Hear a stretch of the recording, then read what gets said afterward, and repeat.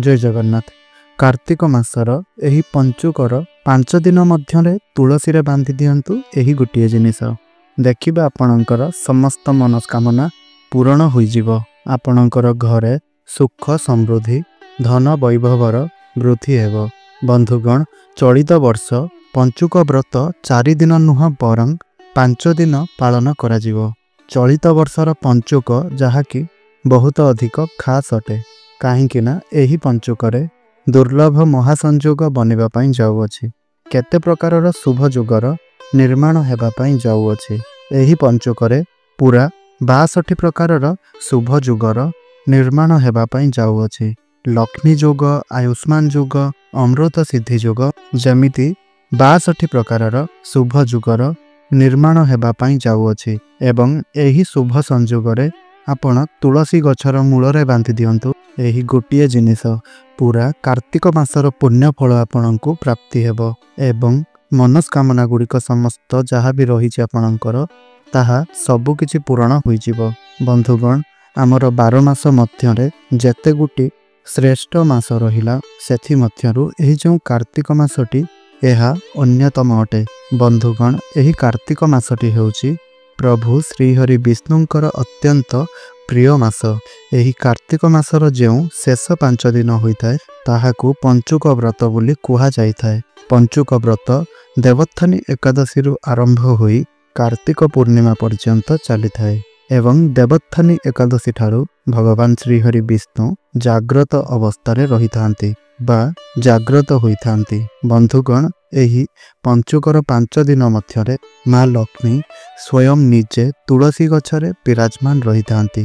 सेथिपई कार्तिक मासरे तुलसी पूजनर महत्व बहुत अधिक रही थाए। जदि पूरा मास सारा कौनसी भी व्रत रखी नाहांती, कौनसी प्रकारर पुण्य काम करि नाहांती, काहाकू दान दक्षिणा इत्यादि देई नाहांती, ताहेले एही पंचुकर 5 दिन मध्यरे तुलसी गछरे आपण बांधि दियंतु एही गोटिए जिनिस संपूर्ण मासर पुण्य फल जहाँकि आपणको प्राप्ति हेबो। यह सहित भगवान श्रीहरि विष्णु एवं माँ लक्ष्मीकर कृपा मध्य आपणको प्राप्ति हेबो। तेबे चलंतु जानिबा एही कार्तिक मासर पंचुकरे तुलसी गछरे एपरि केउ जिनिस बांधि देबा द्वारा पूरा वर्षर पुण्यर फल आपणको प्राप्ति होइथाय।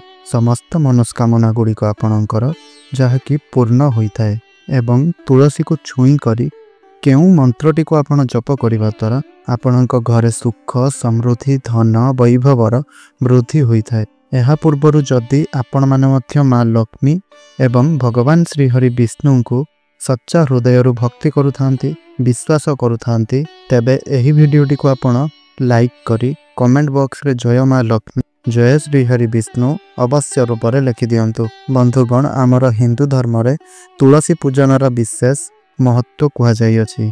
काईकि ना तुलसीर गछकु माँ लक्ष्मींकर प्रतीक बोली माना जाइथाय। एपरि कुहा जाइथाय कि जेउ घरे प्रत्येक दिन तुलसी गछर पूजा करा जाइथाय सेही घरे केबे भी दारिद्रता गरीबी एवं दुर्भाग्य जहाँकि आसी न थाए।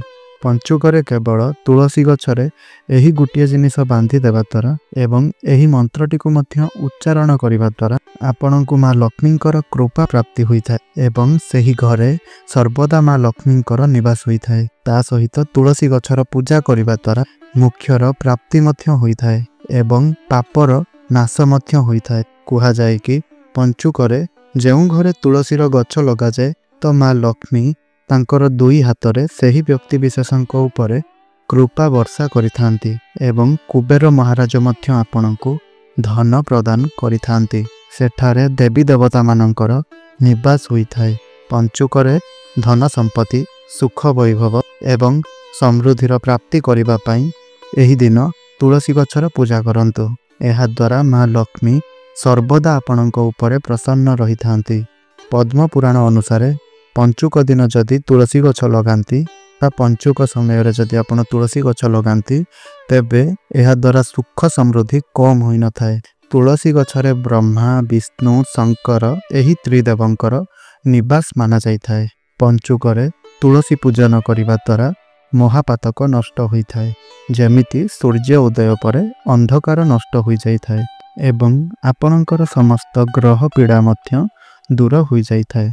बंधुगण, तुलसी तो समस्ते लगे था किंतु तुलसी गछरे बा तुलसी गछर मूलरे बांधि देवा द्वारा यही गोटे जिनिस माँ तुलसी ठारू सर्वदा आशीर्वाद मिलता है।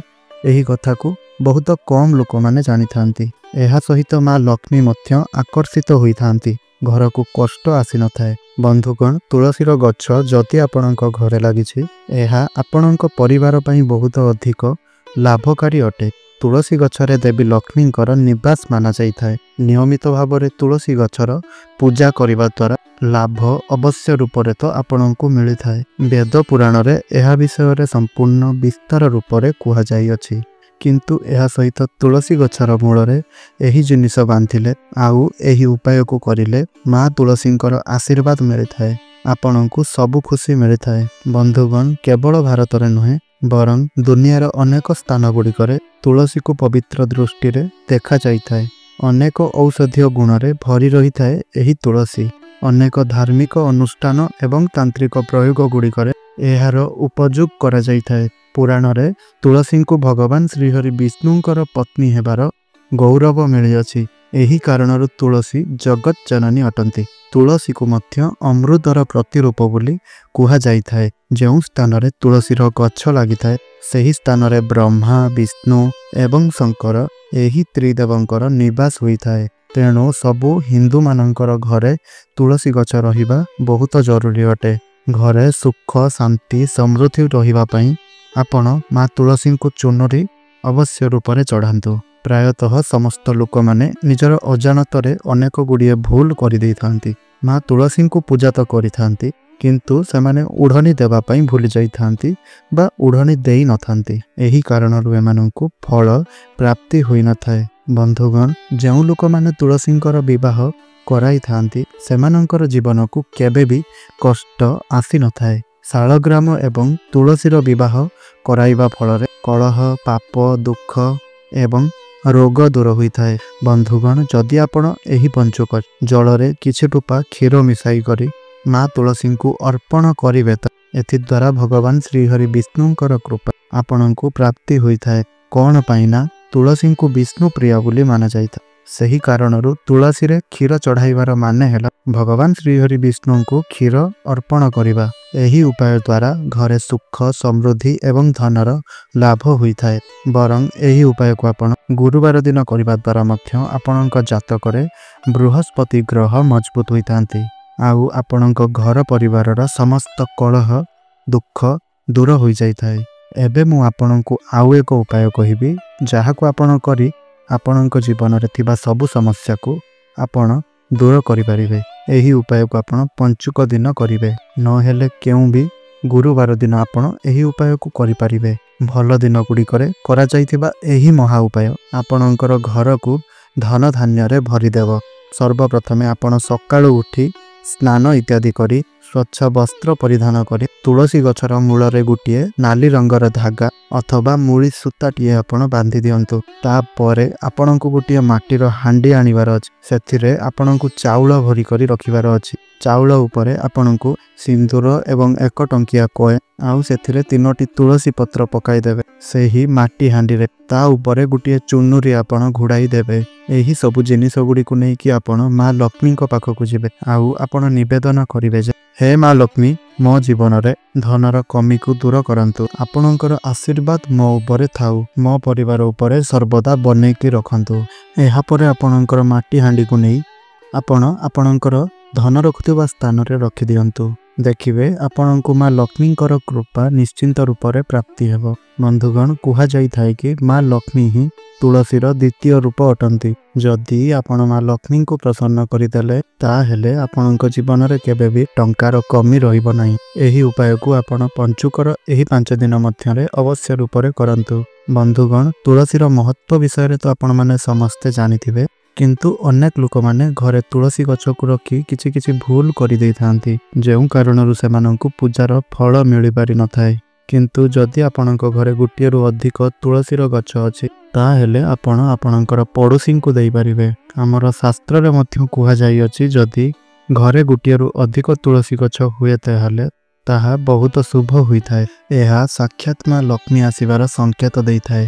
ଏହାର ଅର୍ଥ ଦେବୀ ଲକ୍ଷ୍ମୀ ଆପଣଙ୍କ ଉପରେ ବହୁତ ପ୍ରସନ୍ନ ଅଛନ୍ତି, ବହୁତ ଖୁସି ଅଛନ୍ତି। ତୁଳସୀର ଗଛକୁ ବିଷମ ସଂଖ୍ୟାରେ ରଖିବା ଉଚିତ ହୋଇଥାଏ, ଯେମିତିକି 3, 5 ଏବଂ 7। ତୁଳସୀଙ୍କ ପାଖରେ କେବେ ବି ଶିବଲିଙ୍ଗ ରଖିବେ ନାହିଁ ଏବଂ ଶ୍ରୀ ଗଣେଶଙ୍କର ପ୍ରତିମା ମଧ୍ୟ ରଖିବେ ନାହିଁ।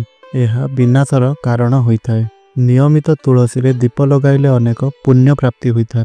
ବନ୍ଧୁଗଣ, ଶାସ୍ତ୍ରରେ କୁହାଯାଇଅଛି କି ମା ତୁଳସୀଙ୍କର ଆଶୀର୍ବାଦ ସହିତ ମା ଲକ୍ଷ୍ମୀଙ୍କର ଆଶୀର୍ବାଦ ଆପଣ ପାଇବା ପାଇଁ ଚାହୁଁଥିଲେ ତୁଳସୀ ଗଛ ନିକଟରେ କଦଳୀ ଗଛ ଅବଶ୍ୟ ରୂପରେ ଲଗାନ୍ତୁ। ଏହାକୁ ସର୍ବଶ୍ରେଷ୍ଠ ଏବଂ ମଙ୍ଗଳକାରୀ ବୋଲି ମାନାଯାଏ।